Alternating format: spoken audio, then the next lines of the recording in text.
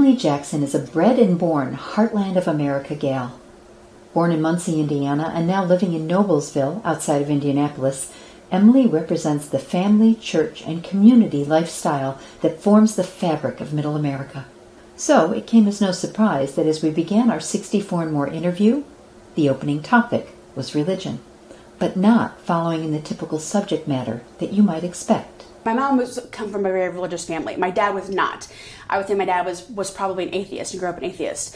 My mom came from a very strict Pentecostal background, which once she married my dad, that kind of left. They didn't go to church. They didn't really take us to church. I would say that, I grew up knowing about God, and we would talk, my mom would talk about it. I would say she had a very Pentecostal view of God and all that involves. And I remember growing up being afraid, of hell, things like that probably normal kids weren't afraid of. But no, we didn't really go to church at all, or anything like that. The thing that really kind of started me on my kind of journey, I guess, would be when I started middle school, because we moved around a lot when I was young. I went to a different elementary school every year, 1st through 5th grade. Wow. We moved a lot. Not like... Was your dad in the service? No. No, we just, they were always renting houses or renting apartments, and just for one reason or another, we would move, and if like a lease came up or that kind of thing. And so, I didn't really have a kind of a steady or structured elementary school experience. And so when I went to start 6th grade, start middle school, we had moved again, and the school that I would have had to have gone to was an IPS school, which was in a pretty rough area. What's IPS? IPS, Indianapolis Public Schools, which are like the city schools. Right. And so it was kind of in a rough area, and my parents didn't want me to go to that school, so they sent me and my sister to a Catholic school.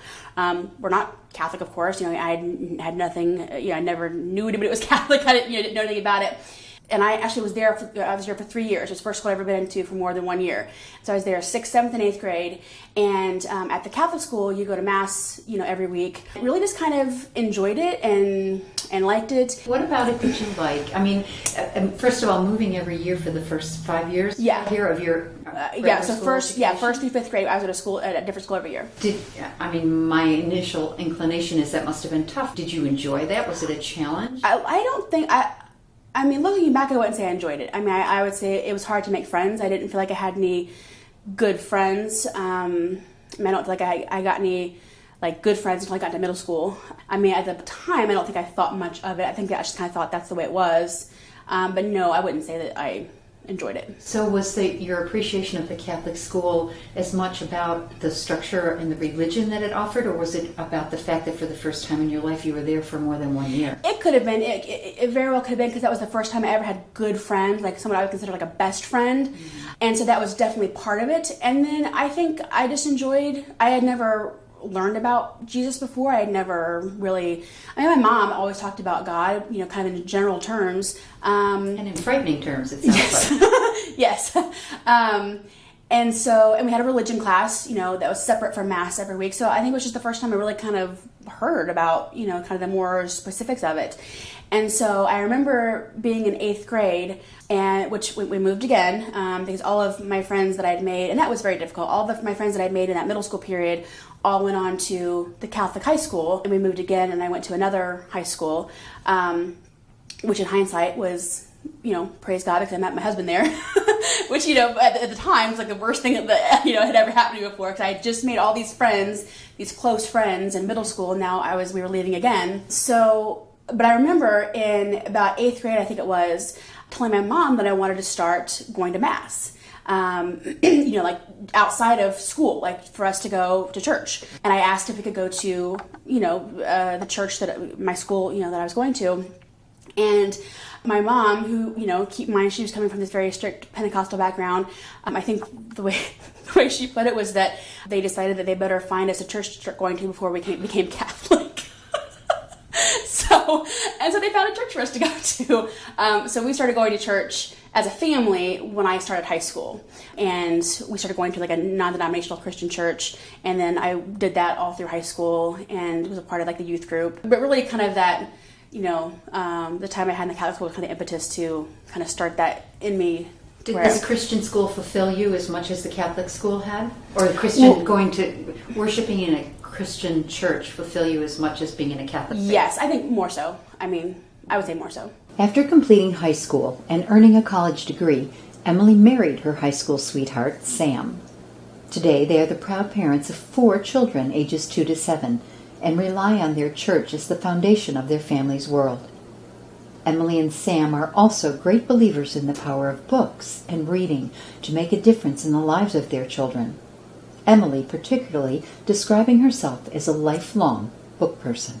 I'm an English teacher by profession, so I think, books have always been, just a part of who I am, and I've never been really someone who likes to stay at home for long periods of time, and so we're usually out doing something, museums, libraries, things like that, and we've done, story time at libraries and really all kinds of different things like that, yeah. Were you always a library person, or did it develop as your children came along? I would consider myself a lifelong book person. Yeah. So libraries were part of your life then? Yes, yeah. Have they become more significant since your children? Like, have you become more engaged with libraries? Have the kids stimulated that? Yeah, I would say so, certainly.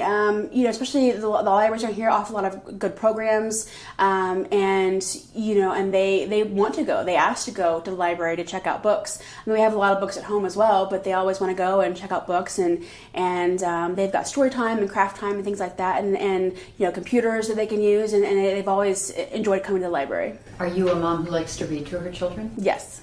Do they have favorite books for you to read to them? Yes, our oldest, he's a very advanced reader, and he likes, we're reading full-on chapter books with him. My husband's the one that usually reads to him at night, because he likes the, adventure and superhero. Harry Potter guy? No, not gotten to that stuff yet. He's 7, so we're just kind of getting to the bigger chapter book type stuff. We've done a lot of the James Patterson treasure hunter books and that kind of stuff. And I read a lot of for the little kids, the younger reader books. So clearly books are a passion in your life, and you've instilled that in your children. It sounds like you and your husband both have done that. Tell me where that took you within your community, because you've expanded your passion for books way beyond your family.